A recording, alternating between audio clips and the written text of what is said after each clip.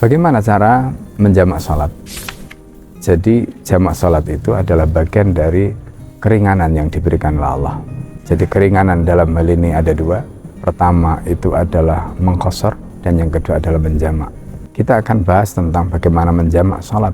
Jamak itu dilakukan bisa dengan takdim dan takhir.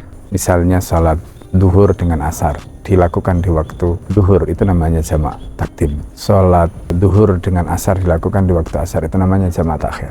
Begitu juga maghrib dengan isya. Tidak boleh melakukan jamak misalnya duhur dengan subuh, tidak boleh. Nah, begitu juga ketika kita bicara qashar yang boleh itu adalah sholat yang sifatnya rubaiyah, sholat yang 4, duhur, asar, dan isya itu 4, itu boleh diqashar. Sedangkan maghrib itu termasuk sulasiyah dan dia tidak boleh diqashar. Nah, mengenai syarat untuk melakukan jamak, para ulama menyebutkan bahwa meskipun nanti ada dua pendapat, ada yang membolehkan jamak itu karena niatnya safar dan itu kaitannya dengan rukhsah pada saat safar, seperti dalam kitab fikih sunnah misalnya disebutkan ketika dia sebelum berangkat, kalau dia sudah niat maka dia boleh. Tetapi pendapat yang rajih karena seperti riwayat ya, bahwa Nabi SAW itu sholat asar, sholat duhur ya dalam hal ini penuh ya di Madinah, kemudian ketika asar ada di Dzul Khulaifah, baru kemudian beliau melakukan qashar misalnya.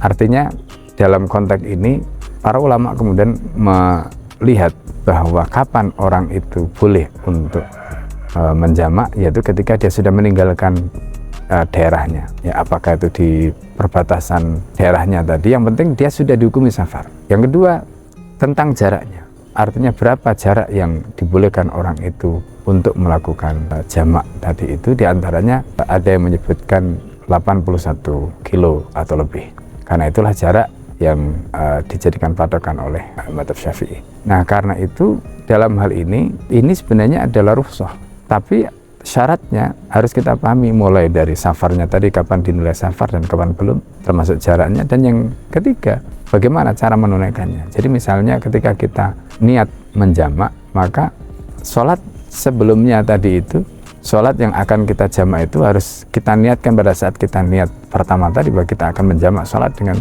misalnya sholat duhur dilakukan dengan sholat asar, maka kita harus niat di dalam sholat duhur tadi itu menjamak dengan sholat asar. Nah, begitu juga sebaliknya kalau kita melakukan jamak takhir. Kemudian berikutnya adalah harus tartib. Meskipun itu nanti kita bisa baca dalam kitab fikih wadilah itu boleh juga tidak tartib. Artinya ada ikhtilaf. Tartib itu maksudnya apa? Kalau sholat duhur dengan sholat asar di jamak takdim berarti duhur asar. Kalau sholat duhur dengan asar di jamak takhir berarti tetap duhur dulu baru asar meskipun dilakukan di waktu asar. Itu namanya tartib. Begitu juga nanti maghrib dengan isya dan seterusnya. Nah, begitulah gambaran yang terkait dengan penjelasan fikih soal jamak.